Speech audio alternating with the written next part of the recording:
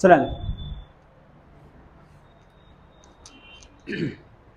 लिखा हुआ है एक द्विघात बहुपदी के शून्यों का योगफल और गुणनफल, योगफल और गुणनफल क्रमशः 9 और 14 है।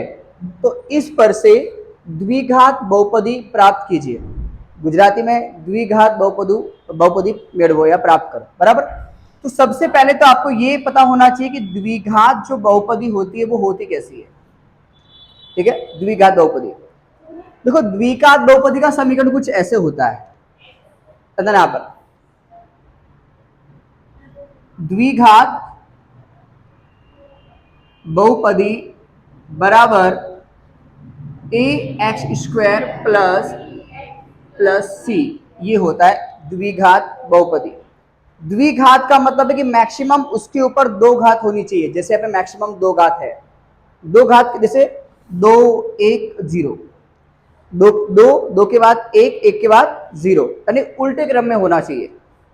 तो 2 है, फिर इसके ऊपर कोई घात नहीं मतलब 1, और यहाँ पर x ही नहीं है मतलब घात वहां पे क्या है 0 है। पहले बढ़ गया।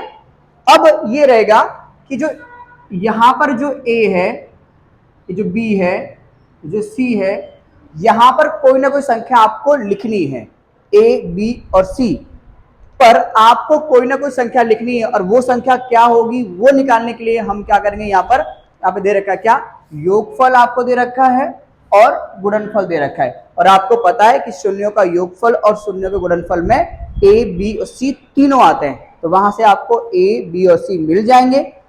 शून्यों के योगफल और शून्य गुणनफल से आपको a b c की कीमत निकालनी है, और यहाँ पर आपको a b c की कीमत यहाँ पर रखनी है। जैसे रखोगे आपका आंसर आ जाएगा। बड़ा बल्ले, हाँ या ना, नहीं बड़ा होगा। देखो ये द्विघात बहुपदी आपकी ये होती है, इसमें खाली आपको इस a, ये b और इस c की वैल्यू निकालकर यहां रखनी है। ठीक है इतना। और a b c की जो वैल्यू है वो कहां से मिलेगी, योगफल और गुणनफल से। ठीक है ना, क्लियर है। तो चलो निकालता है। पहला क्या लिख रखा है, योगफल, बट किसका, शून्यों का योगफल। गुजराती में लिखा होगा शून्योनु सरवाड़ो, बराबर। तो यहां लिखेंगे हम शून्यों का योगफल बराबर, योगफल, शून्यों का योगफल का फॉर्मूला क्या होता है, किसको याद है, आपको बोलो, अल्फा प्लस बीटा। ठीक है, ये योगफल का फॉर्मूला है। योगफल का मतलब क्या होता है, सरवाड़ा यानी जोड़, तो बीच में जोड़ प्लस कर दिया। अगर गुणनफल बोलता तो बीच में इंटू यानी डॉट लगा देते। ठीक है ना। अब देखो शून्यों का योगफल हमें दे रखा है, कितना दे रखा है, योगफल है 9 और गुणनफल कितना है 14। तो योगफल पे क्या आ जाएगा, 9 आ जाएगा। ठीक है, इसकी जगह पे क्या जाएगा 9, देविका बराबर का बराबर, और अल्फा प्लस बीटा की कीमत क्या होती है, माइनस बी बटे में ए। तो माइनस बी बटे में ए, समझा कि नहीं आ बड़ा बल्ले। अब हमें बी ऊपर का ऊपर और नीचे का नीचे, लेकिन ऊपर तो 9 है लेकिन नीचे कुछ नहीं है। तो आपने करना क्या है, ये बी को अकेला कर दो।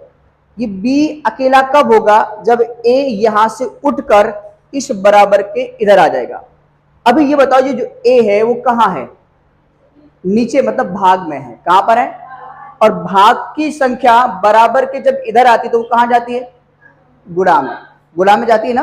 तो 9 के गुणे में लिख दो, तो 9 के गुणे में आपका ये ए आ जाएगा। बोल सर गुणा कैसे हुआ, तो देखो 9 और ए के बीच में यहां पर कोई चिन्ह नहीं तो क्या समझेंगे, गुणा। ठीक है ना, पहले बढ़ रहा है ना। ठीक है, तो आपको गुणा समझना है। तो 9 के गुणे में आपका ये a आ जाएगा, बराबर का बराबर, माइनस का माइनस, और ये b का b। पढ़ ले बड़ा। अब जिसकी भी वैल्यू आप निकाल रहे हो वो माइनस में नहीं होना चाहिए। ये माइनस भाई साहब को दे दो यहाँ पर, तो ये हो जाएगा -9, ये a बराबर और ये b। अब मुझे इतना बताओ कि ये b अकेला हुआ कि नहीं, हो गया। तो ये आपका क्या आ गया, b आ गया। क्या आ गया आपका अभी बी जो आया ना वो गंदा बी आया है, क्योंकि बी बराबर 9 होता तो चलता, लेकिन साथ में ए भी आया। कौन आया? ए। लास्ट में कहीं से अगर हम ए की वैल्यू निकाल लेंगे ना, तो यहाँ पर ए की वैल्यू रख देंगे और हमारा बी अच्छा वाला आ जाएगा, बट फिलहाल के लिए तो यही चलेगा, ठीक है ना। यानी हमारा क्या आ गया? बी आ गया। यानी कि शून्यों के योगफल से हमें क्या मिल गया? बी। यहां तक कोई डाउट हो तो बोलो। पक्का? समझ में आया ना? कहां से नहीं आया वो बोलो। 20 यहां से ना। देखो हमें बी को अकेला करना है, अकेला करने के लिए इस ए को उठाकर इधर लाना पड़ेगा। अभी बी कहां पर? डिवाइड में, भाग में है, भाग की संख्या गुणे में आएगी, तो 9 का 9 गुणे में क्या ले लिया? ए ले लिया। दोनों के बीच में कोई चिन्ह नहीं लगाया, मतलब गुणे में है। बराबर का बराबर, माइनस का माइनस और बी का बी। यहां तक डाउट नहीं ना? अब जिसकी वैल्यू हम निकाल रहे हो, ए बी सी जो भी निकाल रहे हो, वो माइनस में नहीं होना चाहिए। तो हमने क्या किया? ये वाला माइनस उठा के दे दिया इसको।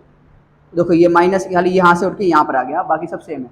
माइनस यहाँ लगा दो, 9a इक्वल और ये b, ये वाला माइनस कहाँ लगा दिया? यहाँ लगा दिया। क्लियर है? समझा कि नहीं यार? पक्का? ठीक है। नेक्स्ट अब है गुणनफल। तो लिखोगे शून्यों का गुणनफल बराबर, सूत्र क्या होगा Muskaan? Alpha into beta, alpha into beta. Done. अभी देखो शून्यों का गुणनफल दे रखा है, कितना दे रखा है? शून्यों का गुणनफल 14। 110%, कितना परसेंट? सवाल आएगा बोर्ड के एग्जाम में तुम्हारे, ध्यान रखना। क्या पूछेगा आपसे? शून्य का योगफल और गुणनफल दिया होगा, आपको द्विघात बहुपदी बनाने को बोलेगा। ध्यान रखना 110% आना फिक्स है, ठीक है, ध्यान रखियो। शून्यों का गुणनफल बराबर अल्फा इंटू बीटा, ठीक है। अब शून्यों का गुणनफल हमें दे रखा है, कितना दे रखा है? 14 दे रखा है, तो यहाँ पे क्या लिख दोगे आप? 14, ठीक है। इक्वल का इक्वल अल्फा इंटू बीटा, हमारे पास कितना है? सॉरी, शून्यों का गुणनफल रख दिया, इक्वल का इक्वल रख दिया, अल्फा इंटू बीटा की कीमत सी बटे ए, ठीक है ना। अब देखो ध्यान से, एकदम ध्यान सुनना मेरी बात को। जैसे ए की बी की वैल्यू 9 थी, लेकिन ए की वैल्यू यहां पर नहीं थी ना, यहां पर c इक्वल टू 14 ले लेंगे, लेकिन यहां पर भी a की वैल्यू नहीं आ रही है। जैसे मैं बात बताऊं आपको, c बटे a लिखा हो बराबर 3/4 लिखा हुआ हो, ठीक है ना, तो ऊपर का ऊपर और नीचे का नीचे हो जाता है, जिसे c बराबर 3 और a बराबर 4, ठीक है ना। लेकिन यहां पर नीचे यहाँ पे कुछ था नहीं और यहां पर भी नीचे कुछ नहीं है, तो फिर हमारी a की वैल्यू मिलेगी नहीं। जब दोनों केस में a की वैल्यू ना मिलती हो, तो लास्ट में आपको अपने मन से डिवाइड में जहां पर कुछ नहीं होता है वहां पर क्या मान लेते हैं? 1। क्या मान लेते हैं? 1। पहले बढ़ रहा मैं क्या बोल रहा हूं? जैसे किसी भी संख्या के नीचे कुछ भी ना हो, तो वहां पर क्या कर सकते हैं हम? 1 ले सकते हैं। लेकिन अब आपको मालूम कैसे पड़ेगा? सर हमें कैसे मालूम कब 1 लेना है कब नहीं लेना है ना। आपको पता है कि सर अगर मुझे द्विघात बहुपदी बनानी है तो मेरे पास a b c तीनों होने चाहिए ना। तो यहां पर आपको b मिल गया, कौन मिल गया? b। यहां से आपको क्या मिल जाएगा? क्या मिल जाएगा? c।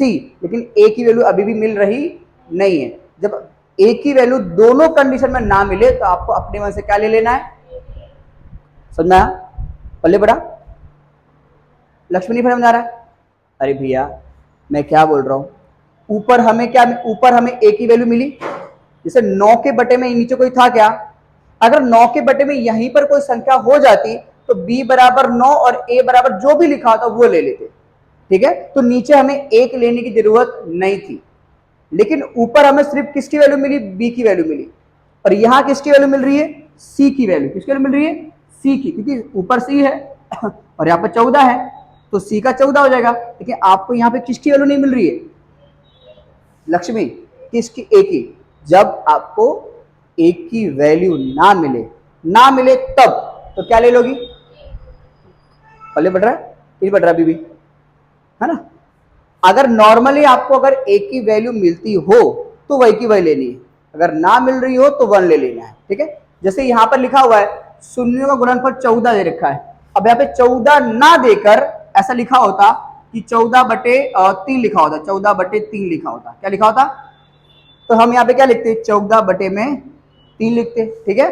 तो C बराबर कितना होता लक्ष्मी, कितना होता, और A बराबर कितना होता 3, तो प्रॉब्लम ही नहीं थी, ठीक है। लेकिन अब क्या है कि सर ऊपर भी हमें A की वैल्यू नहीं मिली और नीचे भी नहीं मिल रही है, तो सर A की वैल्यू क्या रखोगे आप, है ना, तो 1 ले लेनी है।